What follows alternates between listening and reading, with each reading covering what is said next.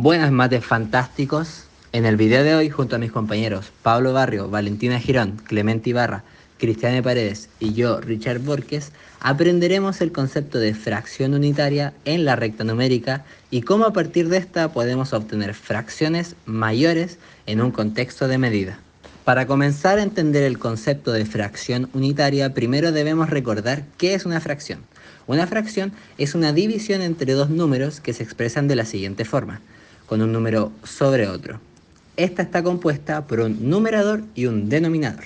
Es muy importante recordar que el denominador debe ser distinto de cero. Para comprender las fracciones, podemos visualizarlo como un todo, donde el denominador indica en cuántas partes iguales está dividido ese todo y el numerador cuántas de esas partes es las que estamos considerando.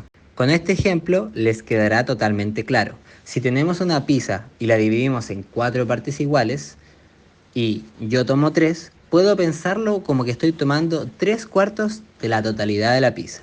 Aquí podemos ver un gráfico de cómo se ve eso. Con esto claro, podemos empezar a hablar sobre la fracción unitaria. Si el numerador es igual a 1, lo llamaremos una fracción unitaria, lo que podemos decir que corresponde a un todo dividido en n partes iguales. Si esto lo escribimos de forma general, lo podemos expresar como un 1 partido en n, con n perteneciente a los enteros y este siendo distinto de 0. Algunos ejemplos para identificar esto sería un medio, 1 partido en 13 o 1 partido en 30. Si ubicamos las fracciones en la recta numérica, estas, al ser propias, estarían ubicadas entre los valores 0 y 1, como podemos observar a continuación. También podemos observar que mientras mayor sea el denominador, la fracción estará más cerca del 0 y viceversa, como por ejemplo el 1 medio, que se encuentra justo en la mitad de la distancia entre el 0 y el 1, y en cambio, el 1/10 se encuentra a una distancia mucho menor del 0 y mucho mayor del 1. A continuación, averiguaremos cómo ubicar las fracciones en una recta. Esto sin contar con un instrumento de medición. Supongamos que queremos ubicar el 1/5.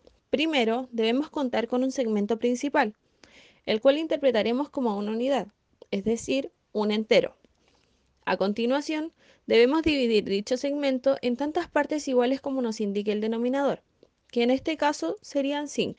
Sin embargo, al no contar con un instrumento de medición, recurriremos a otro método. Para esto, realizaremos una recta auxiliar, como la que se ve en la imagen, y con algún instrumento, como por ejemplo un compás. Ahora ubicaremos 5 marcas equidistantes, de la siguiente forma. Finalmente, tendremos que unir la última de estas marcas con el final de nuestro segmento inicial, y luego trazar las paralelas que pasan por cada marca, quedándonos así.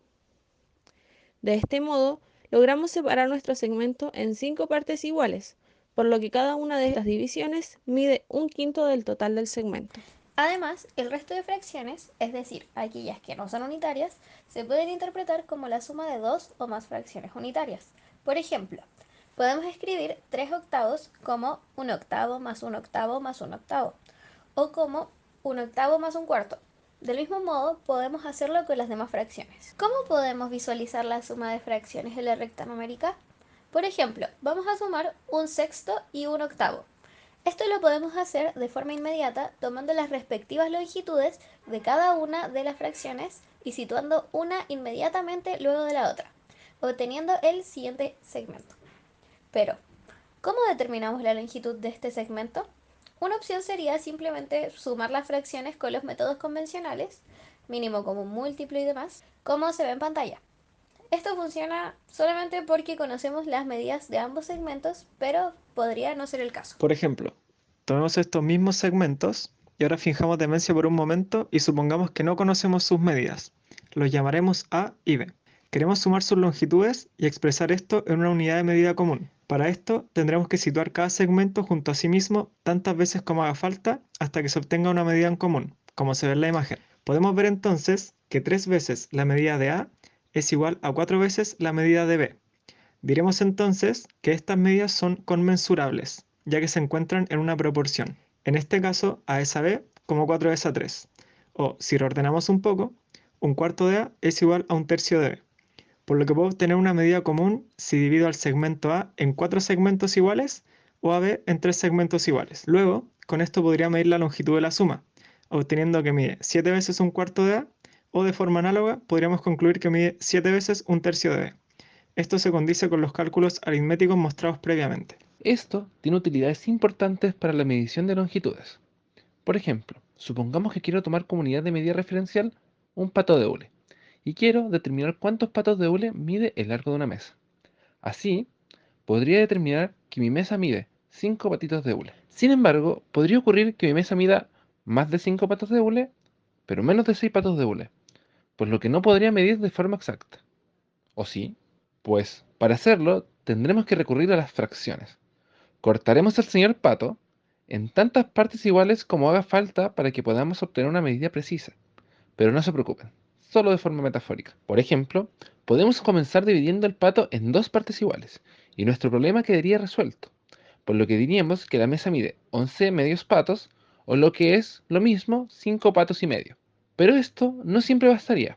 A veces necesitaremos realizar más cortes para medir de forma precisa. Así, una persona podría medir 5 patos enteros, un tercio y cuartos de este.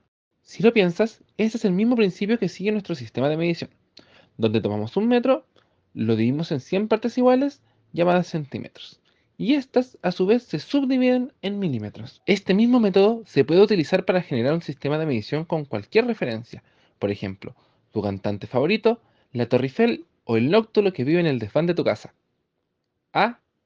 Esperamos que este video haya sido de ayuda para que ustedes puedan comprender el concepto de fracción unitaria y cómo lo podemos aplicar en el contexto de medida. Hasta la otra, mate fantásticos. Ningún pato de hule fue dañado durante la grabación de este video.